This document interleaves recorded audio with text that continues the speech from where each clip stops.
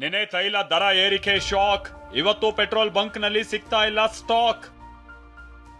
ವಿಜಯಪುರ, ಗದಗ, ಹಾವೇರಿ, ಯಾದಗಿರಿಯಲ್ಲಿ ಡೀಸೆಲ್ಗಾಗಿ ಮುಗಿಬಿದ್ದ ರೈತರು. ಅಭಾವದ ಬೆನ್ನಲ್ಲೇ ಬಂತು ಗುಡ್ ನ್ಯೂಸ್. ಸದ್ಯದಲ್ಲೇ ಹೊರ್ಮುಜ್ ಓಪನ್.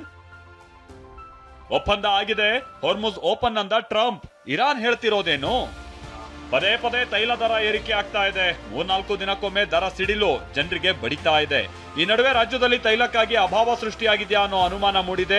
ಯಾಕಂದ್ರೆ ರಾಜ್ಯದಲ್ಲಿ ಬಿತ್ತನೆ ಕಾರ್ಯ ಆರಂಭ ಆಗ್ತಾ ಇದ್ದು ಡೀಸೆಲ್ಗಾಗಿ ರೈತರು ಮುಗಿಬಿದ್ದಿದ್ದಾರೆ. ವಿಜಯಪುರ, ಗದಗ, ಹಾವೇರಿ, ಯಾದಗಿರಿಯಲ್ಲಿ ಖಾಲಿ ಕ್ಯಾನ್ ಹಿಡಿದು ಡೀಸೆಲ್ಗಾಗಿ ಕ್ಯೂ ನಿಂತಿದ್ದಾರೆ.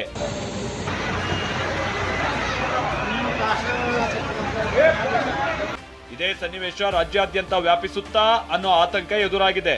10 ದಿನದಲ್ಲಿ 5 ರೂಪಾಯಿ ದರ ಏರಿಕೆ ಆಗಿದೆ. ಹೊರ್ಮುಜ್ ಬಂದ್ ಆಗಿರೋದ್ರಿಂದ ಕಚ್ಚಾ ತೈಲ ಸಪ್ಲೈನಲ್ಲಿ ಅಡಚಣೆ ಉಂಟಾಗಿದೆ. ಇದೇ ವಿಚಾರವೀಗ ರಾಜ್ಯ ರಾಜಕೀಯದಲ್ಲಿ ಮಾತಿನ ಯುದ್ಧಕ್ಕೂ ವೇದಿಕೆಯಾಗಿದೆ. ಕಾಂಗ್ರೆಸ್ ನಾಯಕರು ಅಚ್ಚೇ ದಿನ ಅಂದ್ರೆ ಇದೇನಾ ಅಂತ ಪ್ರಶ್ನಿಸ್ತಾ ಇದ್ರೆ, ಬಿಜೆಪಿ ನಾಯಕರು ಬೇರೆ ದೇಶಗಳ ಪರಿಸ್ಥಿತಿಯನ್ನ ಮುಂದಿಟ್ಟು ಸಮರ್ಥಿಸಿಕೊಳ್ತಿದ್ದಾರೆ. ಪೆಟ್ರೋಲ್ 108, 9, ಕೆಲವು ಕಡೆ 108, 110, 111, ಡೀಸೆಲ್ 96, 97. ಸೊ ಅದರ ಜೊತೆಗೆ ಎಲ್ಲ ಟ್ರಾನ್ಸ್ಪೋರ್ಟ್ ಅದು ಸೇರಿ ಹಾಗೆ ಗ್ಯಾಸು 1000 ಕ್ರಾಸ್ ಆಗಿದೆ. ಸೊ ಮೋದಿಯವರ ಅಚ್ಚಾದಿನ ಆಗಯ ಅಂತ ಹೇಳಿದ್ರೆ ಇದೆ. ಹೀಗೆ ರಾಜಕೀಯ ಬಡಿದಾಟಕ್ಕೆ ವೇದಿಕೆ ಆಗಿರುವ ಪೆಟ್ರೋಲ್ ದರ ಏರಿಕೆಗೆ ಪ್ರಮುಖ ಕಾರಣವೇ ಹೊರ್ಮುಜ್ ಬಂದ್. ಹೊರ್ಮುಜ್ನಿಂದ ನಮಗೆ ಬರಬೇಕಿದ್ದ ತೈಲ ಸಪ್ಲೈ ಆಗ್ತಾ ಇಲ್ಲ. ಹೀಗಾಗಿ ಭಾರತ 42 ದೇಶಗಳಿಂದ ಕಚ್ಚಾ ತೈಲ ತರಿಸಿಕೊಳ್ತಾ ಇದೆ. ಹೊರ್ಮುಜ್ ಬಂದ್ನಿಂದಾಗಿ ಭಾರತದ 40% ಕಚ್ಚಾ ತೈಲದ ಆಮದಿನ ಪರಿಣಾಮ ಬೀರಿದೆ. ಪರಿಸ್ಥಿತಿ ಹೀಗಿರುವಾಗ ನಿಟ್ಟುಸಿರು ಬಿಡುವಂತ ಸುದ್ದಿಯೊಂದು ಹೊರಬಿದ್ದಿದೆ. ಇರಾನ್ ಮೇಲೆ ಕತ್ತಿ ಮಸಿತಾ ಇರುವ ಡೊನಾಲ್ಡ್ ಟ್ರಂಪ್ ಸದ್ಯದಲ್ಲೇ ಹೊರ್ಮುಜ್ ಓಪನ್ ಆಗುತ್ತೆ ಅನ್ನೋ ಸುಳಿವನ್ನ ಕೊಟ್ಟು ಪೋಸ್ಟ್ ಮಾಡಿದ್ದಾರೆ. ಒಪ್ಪಂದದ ಅಂತಿಮ ಅಂಶಗಳು ಮತ್ತು ವಿವರಗಳನ್ನು ಪ್ರಸ್ತುತ ಚರ್ಚಿಸಲಾಗುತ್ತಿದ್ದು ಶೀಘ್ರದಲ್ಲೇ ಪ್ರಕಟಿಸಲಾಗುವುದು. ಒಪ್ಪಂದದ ಇತರ ಹಲವು ಅಂಶಗಳ ಜೊತೆಗೆ ಹಾರ್ಮೋಜ್ ಜಲಸಂಧಿಯನ್ನು ತೆರೆಯಲಾಗುವುದು. ಈ ವಿಷಯದ ಬಗ್ಗೆ ನಿಮ್ಮ ಗಮನಕ್ಕೆ ಧನ್ಯವಾದಗಳು.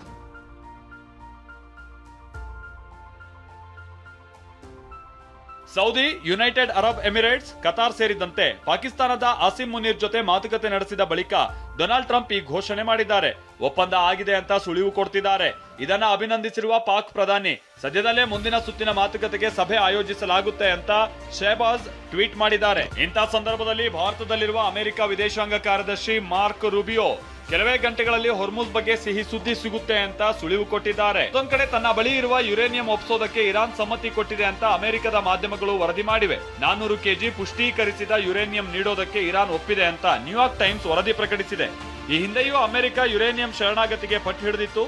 ಸದ್ಯ ಅಧಿಕಾರಿಗಳ ಮಾಹಿತಿ ಆಧರಿಸಿ ನ್ಯೂಯಾರ್ಕ್ ಟೈಮ್ಸ್ ವರದಿ ಮಾಡಿರುವುದು ಕುತೂಹಲ ಕೆರಳಿಸಿದೆ.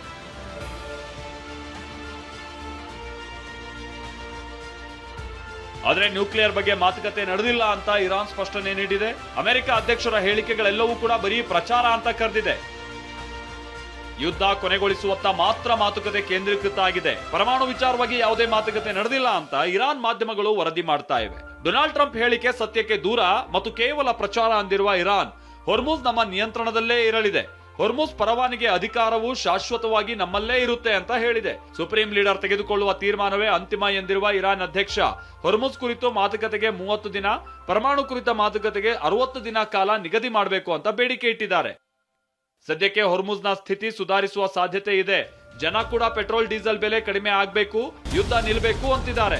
ಸದ್ಯದಲ್ಲೇ ಹೊರ್ಮುಜ್ ಓಪನ್ ಆಗುತ್ತಾ ಅನ್ನೋದನ್ನ ಕಾದ್ ನೋಡ್ಬೇಕಿದೆ. Bureau report, TV9.